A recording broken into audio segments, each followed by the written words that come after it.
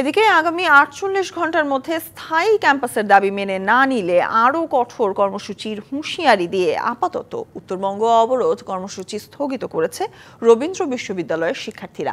এর আগে সিরাজগঞ্জের যমুনা সেতুর পশ্চিম মহাসড়কের হাটিকুমরুল এলাকায় টানা ২.৫ ঘন্টা অবরোধ করে রাখেন তারা।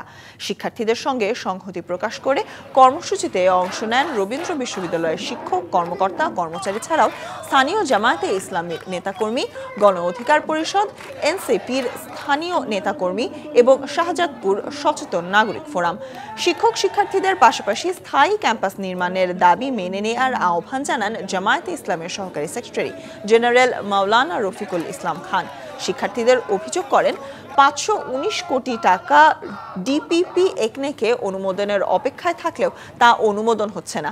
বিশ্ববিদ্যালয় প্রতিষ্ঠার ৯ বছর পরও স্থায়ী ক্যাম্পাস না থাকায় লেখাপড়ার পাশাপাশি নানা সমস্যায় পড়তে হচ্ছে তাদের।